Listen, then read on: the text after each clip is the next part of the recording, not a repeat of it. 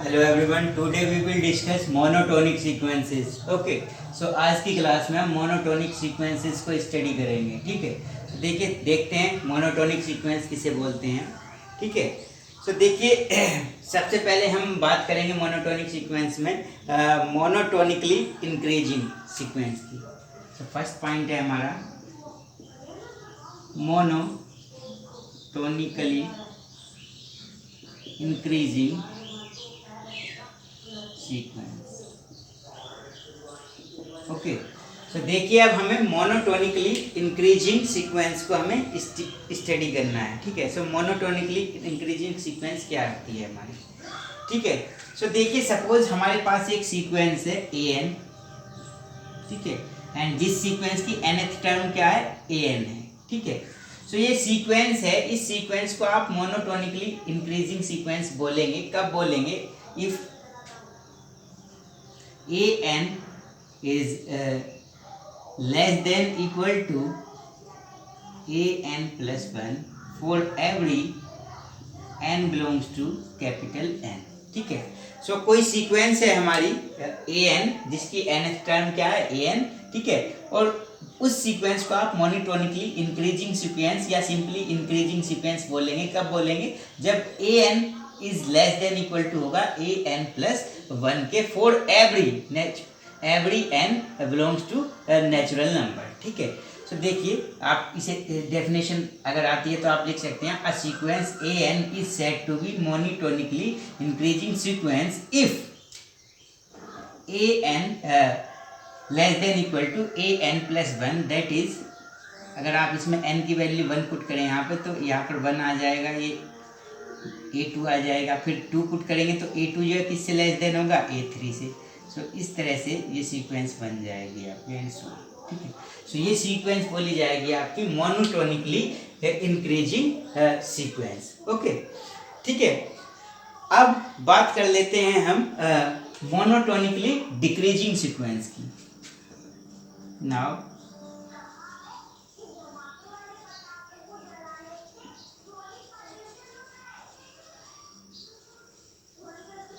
Sequence, सो monotonically decreasing sequence. अब monotonically decreasing sequence को हम देख लेते हैं।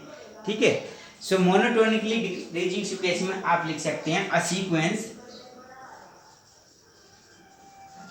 an is said to be monotonically decreasing if an is greater than equal to an plus 1 for every n belongs to capital N। ठीक है, सो ये monotonically decreasing sequence बोली जाएगी। देखिए इसमें इंक्रीजिंग में क्या था, जो सीक्वेंस की जो टर्म्स हैं वो किस ऑर्डर में है, इंक्रीजिंग ऑर्डर में थी। a1 से ग्रेटर देन a2, a2 से ग्रेटर देन a3, a3 से ग्रेटर देन a4। सो इसमें क्या होगा, इसमें देखिए अगर आप n की वैल्यू 1 2 3 पुट करेंगे तो ये मिल जाएगी a1 greater than a2 equal to a3 a4 and so on. So देखिए इसमें जो सीक्वेंस की टर्म्स थी वो सीक्वेंस की जो टर्म्स हैं वो किस ऑर्डर में है, इंक्रीजिंग ऑर्डर में है। और इस सीक्वेंस में सीक्वेंस की जो टर्म्स हैं वो किस ऑर्डर में, डिक्रीजिंग ऑर्डर में, कि a1 है सबसे ग्रेटर टर्म है, फिर इसके बाद a2 से किससे ग्रेटर है, a3 से। तो मतलब इस साइड आप जा रहे हैं तो डिक्रीज हो रहा है, इस साइड में इस साइड जा रहे जाने पर आपको क्या मिल रहा था, इंक्रीज हो रही थी टर्म्स। ठीक है, a1 से a2 इंक्रीज हो गई थी, ये ग्रेटर थी, यहाँ पर a2 जो है यहाँ पर a1 से वो लेस हो चुकी है। ठीक है, तो कहने का मतलब ये मोनोटोनिकली इंक्रीजिंग सीक्वेंस है, ये मोनोटोनिकली डिक्रीजिंग सीक्वेंस है। ठीक है, अब इसमें हमें दो बातें और स्टडी करनी है। एक इसमें वर्ड हम यूज़ कर लेंगे यहाँ पर, जैसे फंक्शन को आपने स्टडी किया था 12th क्लास में, मोनोटोनिक इंक्रीजिंग फंक्शन, और उसमें फिर स्ट्रिक्टली इंक्रीजिंग या स्ट्रिक्टली डिक्रीजिंग को स्टडी किया था। तो देखिए अब इसमें हम एक वर्ड ऐड कर लेते हैं, मोनोटोनिकली या फिर ऐसे लिख लेते हैं, स्ट्रिक्टली मोनोटोनिकली इंक्रीजिंग सीक्वेंस, ठीक है, या फिर मोनोटोनिकली स्ट्रिक्टली इंक्रीजिंग सीक्वेंस, ठीक है। सो स्ट्रिक्टली में क्या होगा कि ये जो इक्वल वाली कंडीशन है ये हट जाएगी, ठीक है।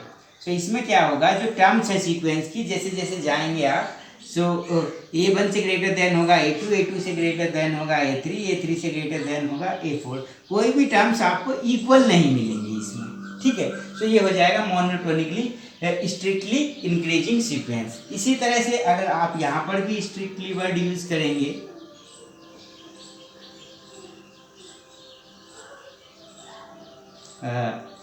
आप ऐसे भी लिख सकते हैं, मोनोटोनिकली स्ट्रिक्टली डिक्रीजिंग सीक्वेंस। देखिए स्ट्रिक्टली डिक्रीजिंग सीक्वेंस है, तो ये डिक्रीजिंग सीक्वेंस थी मोनोटोनिकली, तो स्ट्रिक्ट वाले में क्या होता है, ये इक्वल वाला साइन नहीं रहता है, ठीक है। सो अगर ऐसे होगा कि कोई भी टर्म्स इक्वल नहीं मिलेंगी, इस तरह से डिक्रीज होंगी टर्म्स, ठीक है। सो इसे क्या बोलेंगे आप, इस सीक्वेंस को मोनोटोनिकली स्ट्रिक्टली डिक्रीजिंग सीक्वेंस बोलेंगे या स्ट्रिक्टली मोनोटोनिकली डिक्रीजिंग सीक्वेंस बोलेंगे, ठीक है। सो ये था। और इस टाइप की जितनी भी सीक्वेंस होंगी, चाहे वो मोनोटोनिकली इंक्रीजिंग सीक्वेंस हो, चाहे वो मोनोटोनिकली डिक्रीजिंग सीक्वेंस हो, या फिर वो मोनोटोनिकली स्ट्रिक्टली इंक्रीजिंग हो या स्ट्रिक्टली डिक्रीजिंग हो, तो जितनी भी ये सीक्वेंस हैं, इन सब सीक्वेंस को हम बोलते हैं मोनोटोनिक सीक्वेंसेस, ठीक है। ये सारी सीक्वेंसेस कैसी बोली जाती हैं, मोनोटोनिक सीक्वेंसेस बोली जाती हैं, ठीक है। सो ये था कंसेप्ट मोनोटोनिक इंक्रीजिंग और डिक्रीजिंग या मोनोटोनिक सीक्वेंसेस का, ठीक है। अब हम कुछ एग्जांपल्स लेंगे, उनमें ये चेक करेंगे कि कौन सी सीक्वेंस जो मोनोटोनिकली इंक्रीजिंग है और कौन सी सीक्वेंस जो है वो मोनोटोनिकली डिक्रीजिंग है। मतलब कुछ क्वेश्चंस को हम अटेम्प्ट करेंगे, ठीक है। तो देखिए प्रॉब्लम्स ले लेते हैं, हम क्वेश्चन ले लेते हैं, उसे सोल्व करेंगे, ठीक है। तो देखिए अब हमारे पास प्रॉब्लम है, prove that the sequence an where an equal to n+1 upon n is a decreasing sequence, ठीक है। सो हमारे पास क्या गिवन है, एक सीक्वेंस गिवन है an और उस सीक्वेंस की nth टर्म आपको क्या गिवन है, n+1 अपॉन n, ठीक है। अब इस सीक्वेंस को आपको ये शो करना है कि ये जो सीक्वेंस है ये कैसी सीक्वेंस है, डिक्रीजिंग सीक्वेंस है। तो देखिए जब भी कभी डिक्रीजिंग या इंक्रीजिंग शो करना होता है, या स्ट्रिक्टली इंक्रीजिंग या स्ट्रिक्टली डिक्रीजिंग शो करना होता है सीक्वेंस को, तो हम सीक्वेंस में an आपको गिवन होगा, ठीक है। और अगर an गिवन नहीं है तो an आप फाइंड करेंगे, ठीक है। और an के बाद आप an+1 फाइंड करेंगे, मतलब nth टर्म और n+1 टर्म आपको फाइंड करनी है। तो देखिए ये an तो आपको मिल चुका है, an+1 फाइंड करेंगे। सो an+1 फाइंड कैसे करेंगे, n के प्लेस पे n+1 कर देंगे, तो यहाँ पर n के प्लेस पे n+1, ये +1 एज इट इज अपॉन यहाँ पर हो गया n+1 n के प्लेस पे। सो an है आपका n+1 अपॉन n, और an+1 आपका मिला n+2 अपॉन n+1, ठीक है। अब देखिए इसके बाद क्या स्टेप होता है हमारा इंक्रीजिंग और डिक्रीजिंग दिखाने के लिए, हम इन दोनों टर्म्स का डिफरेंस ले लेते हैं, an+1 का और an का, ठीक है। तो देखिए an+1 के प्लेस पे an+1 की वैल्यू और an के प्लेस पे an की वैल्यू हम पुट कर देते हैं। दोनों का एलसीएम लेंगे, कितना आ जाएगा, n+1, इसकी मल्टीप्लाई इस साइड होगी n² + 2n, और जब इसकी मल्टीप्लाई इस साइड होगी तो ये n+1, ये भी n+1, सो n+1 होल स्क्वायर हो जाएगा, ठीक है। सो ये मिलेगा आपका an+1 minus an equal to, यहाँ से मिला n² + 2n, जब इसका होल स्क्वायर करेंगे तो n² + 1 + 2n, एंड माइनस ये यहाँ पर है तो ये हो जाएगा -n² - 1 - 2n अपॉन n+1, ठीक है। तो देखिए अब इसमें ये n² इस n² से कैंसिल हो जाएगा, ये 2n इस 2n से कैंसिल हो जाएगा, तो an+1 माइनस an आपका बचा -1/n(n+1). ठीक है, अब हमें ये चेक करना होता है कि ये ग्रेटर देन 0 है या फिर लेस देन 0 है। ठीक है, तो देखिए अगर हम बात करें n की, तो n क्या होता है, नेचुरल नंबर होगा। तो नेचुरल नंबर क्या, 1 हो सकता है, 2 हो सकता है, 3 हो सकता है, 4 हो सकता है। तो कहने का मतलब n जो होगा नेचुरल नंबर है तो वो हमेशा प्लस आएगा, तो ये पॉजिटिव है। और ये n+1 भी क्या आएगा, पॉजिटिव, बिकॉज n प्लस है तो 1 ऐड करेंगे उसमें तो भी पॉजिटिव। तो कहने का मतलब ये टर्म्स तो हो गई आपकी पॉजिटिव, और ये है माइनस का साइन। सो कहने का मतलब ये जो टर्म्स हमेशा आपको मिलेगी, चाहे n की वैल्यू कुछ भी हो, नेचुरल नंबर सेट चाहे में से चाहे वो 1 हो, 2 हो, 3 हो, तो ये आपको ये जो टर्म है कैसी मिलेगी, नेगेटिव मिलेगी। नेगेटिव मिलेगी मतलब an+1 माइनस an, ये कितना मिलेगा हमेशा कि 0 से लेस देन मिलेगा। ठीक है, तो 0 से लेस देन मिलेगा, नेगेटिव मिलेगा। सो an+1 यहाँ पर आप लिख सकते हैं an+1, ये इस साइड रहेगा, इस an को इस साइड ले आएंगे हम। सो an, तो देखिए इसमें कौन सी कंडीशन मिली कि an+1 जो है वो an से लेस देन है। तो इसका मतलब जो सीक्वेंस है आपकी वो कैसी सीक्वेंस है, sequence is decreasing. So given sequence is decreasing sequence. देखिए क्यों है डिक्रीजिंग, क्योंकि जब आप n की वैल्यू पुट करेंगे यहाँ पर 1, तो ये आएगा 1 and 1 2, सो a2 एंड ये आ जाएगा 1। सो कहने का मतलब ये a1 है।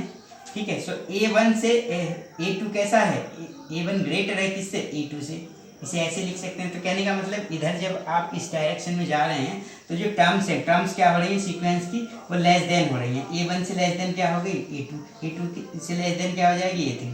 तो जैसे जैसे आपकी सीक्वेंस की टर्म्स फाइंड कर रहे हैं वो कैसी हो रही हैं, डिक्रीज हो रही हैं। तो कहने का मतलब ये सीक्वेंस कैसी है, डिक्रीजिंग सीक्वेंस है। तो इस तरह से हम किसी सीक्वेंस को चेक कर लेते हैं कि वो डिक्रीजिंग सीक्वेंस है कि नहीं है या फिर इंक्रीजिंग है। ठीक है, अब एक एग्जांपल हम ले लेते हैं, एक क्वेश्चन ऐसा ले लेते हैं जिसमें हमें ये शो करना होगा कि जो सीक्वेंस है हमारी वो कैसी है।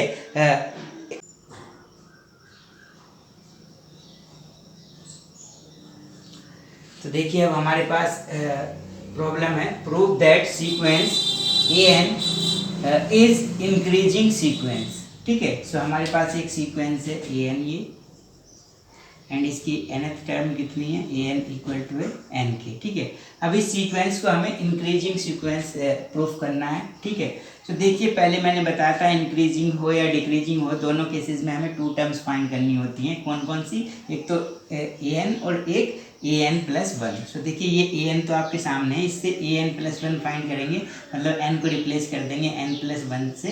सो n के प्लेस पे n+1 करेंगे तो ये मिलेगा आपका n+1। ठीक है, अब दोनों टर्म्स का आप डिफरेंस लेंगे।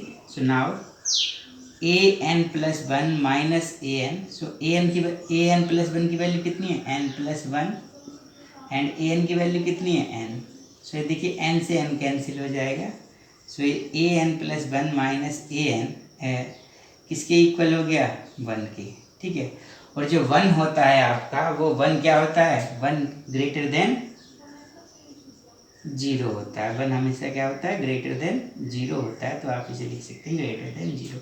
सो अब देखिए an+1 is greater than an, इसका मतलब क्या है कि सीक्वेंस कैसी है, सीक्वेंस इज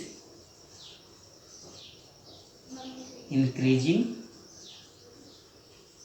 सीक्वेंस, बिकॉज ये जो कंडीशन है किसकी है, इंक्रीजिंग सीक्वेंस की। अगर आप वैसे भी देखें तो n के प्लेस पर अगर 1 पुट करेंगे, सो 1 and 1 2, a2 क्या आ रही है, a1 से ग्रेटर है, यानी सीक्वेंस जैसे जैसे टर्म्स इंक्रीज हो रही हैं तो वो टर्म्स इंक्रीज हो रही हैं। जैसे a2 आ गया तो यानी a1 से ग्रेटर देन कौन है, a2, और a2 से ग्रेटर देन a3। तो इस तरह से इंक्रीज हो रही है सीक्वेंस। तो सीक्वेंस कैसी सीक्वेंस है, इंक्रीजिंग सीक्वेंस है। ठीक है, सो इस तरह से हम प्रूफ कर सकते हैं कि कोई सीक्वेंस जो है वो मोनोटोनिकली इंक्रीजिंग सीक्वेंस